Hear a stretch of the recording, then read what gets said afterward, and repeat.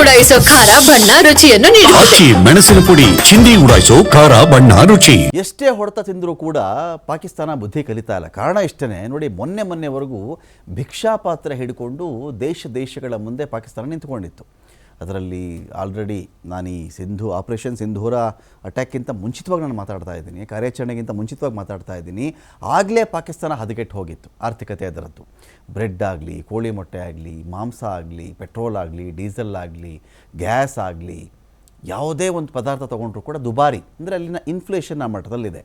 ಒಂದು ಪೌಂಡ್ ಬ್ರೆಡ್ಗೆ ನಿಮಗೆ ಒಂದು 200 ರೂಪಾಯೋ 250 ರೂಪಾಯೋ ಹೇಳಿದಾಗ ಎಷ್ಟು ಮಟ್ಟಿಗೆ 30-40 ರೂಪಾಯಿಗೆ ಸಿಗಬಹುದಾ? ಅದಕ್ಕೆ 250 ರೂಪಾಯಿ ಅಂತ ಹೇಳಿದ್ರೆ 5 ಟೈಮ್ ಜಾಸ್ತಿ ಆಯಿತು. ಅಂದರೆ ಹಣ ತನ್ನ ಮೌಲ್ಯವನ್ನು 5 ಪಟ್ಟು ಕಳ್ಕೊಳ್ತು ಅಂತ, ಹೆಚ್ಚಿಸ್ಕೊಂಡಿದ್ದಲ್ಲ. ಸೊ ಇಂಥ ಸ್ಥಿತಿಲಿ ಪಾಕಿಸ್ತಾನ ಇತ್ತು. ಆಯಿತು, IMFಗೆ ಸಾಲ ಕೊಡಿ ಕೇಳ್ತಾನೆ ಇದ್ದರು. ಯಾರೂ ಸಾಲ ಕೊಡೋಕ್ಕೆ ಮುಂದೆ ಬರ್ತಾ ಇರಲಿಲ್ಲ. ಇದರ ಮಧ್ಯೆ ಆಪರೇಷನ್ ಸಿಂಧೂರ ಕಾರ್ಯಾಚರಣೆ ಆಯ್ತಲ್ಲ, ಈ ಕಾರ್ಯಾಚರಣೆ ನೆಪ ಇಟ್ಕೊಂಡು IMF ಮುಂದೆ ಮತ್ತೊಮ್ಮೆ ಅಪ್ರೋಚ್ ಮಾಡಿದಾಗ IMF ಸಾಲ ಕೊಡ್ತು. 19,000 ಕೋಟಿ ರೂಪಾಯಿಗಳನ್ನು ಕೊಡ್ತು ಅವರಿಗೆ.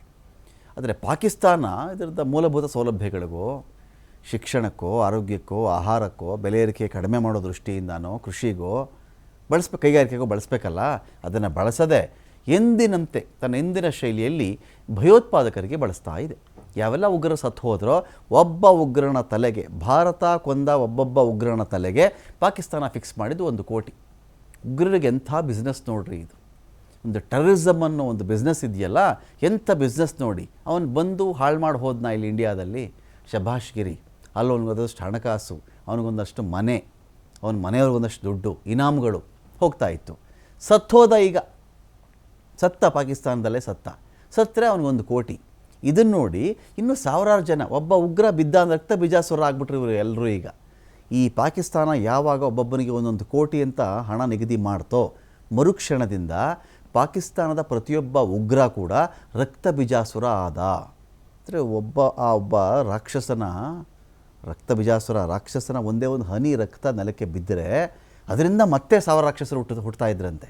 ಹಾಗೆ ಇಲ್ಲಿ ನೋಡಿ ಇವನು ಈ ಪರಮ ಪಾಪಿ, ಇವನು ಮನೆ ಕಡೆ 14 ಜನ ಸಾಯಿಸ್ಬಿಟ್ರು. ಭಾರತ ಕಾರ್ಯಾಚರಣೆ ಸಾಯಿಸ್ತು ಅಂತ ಹೇಳ್ತು ಭಾರತ. ಆ 14 ತಲೆಗಳಿಗೆ ಪಾಕಿಸ್ತಾನ ಫಿಕ್ಸ್ ಮಾಡಿರೋದು 14 ಕೋಟಿ ರೂಪಾಯಿ. ಅಂದರೆ ಇವಾಗೇನಾಗುತ್ತೆ, ಉಗ್ರರಿಗೆ ಇನ್ಸ್ಪಿರೇಷನ್ನು. ದೊಡ್ಡ ಆಘಾತ ಆಗಿತ್ತಲ್ಲ, ಅಯ್ಯೋ ಟೆರರಿಸಮ್ ಮಾಡಬಾರ್ದಪ್ಪ, ನಾವು ಮದ್ರಸಾದಲ್ಲಿದ್ದರೂ ಬಿಡಲ್ಲ, ಮಸೀದಿಲಿದ್ದರೂ ಬಿಡಲ್ಲ, ಯಾವುದೋ ಫೀಲ್ಡಲ್ಲಿದ್ದರೂ ಬಿಡಲ್ಲ, ಟ್ರೈನಿಂಗ್ ಸೆಂಟ್ರಲ್ಲಿದ್ದರೂ ಬಿಡಲ್ಲ ಅಂತ ಅಂದ್ಕೊಂಡಿದ್ರು. ಯಾವಾಗ ಪಾಕಿಸ್ತಾನ 1 ಕೋಟಿ ಒಬ್ಬರು ತಲೆ ಕೊಡ್ತೋ, ಒಬ್ಬ ಈ ಥರದ್ದು ನೋಡಿದ ತಕ್ಷಣ ಅವನೇನಾಗ್ತಾನೆ, ನಾನು ಉಗ್ರಗಾಮಿ ಆಗಬೇಕು ಅಂತ ನಿಂತು ಬಿಡ್ತಾನೆ ಪಾಕಿಸ್ತಾನದಲ್ಲಿ. ನನ್ನ ಸತ್ರು 1 ಕೋಟಿ ಸಿಗುತ್ತಲ್ಲ ಅಂತ ಪಾಕಿಸ್ತಾನಕ್ಕೆ. ಈಗ ನನ್ನ ಸತ್ರು 1 ಕೋಟಿ ಸಿಗುತ್ತೆ ಅಂದರೆ ನಾನು ಇದಕ್ಕೆ ಹೋರಾಡೋಣ.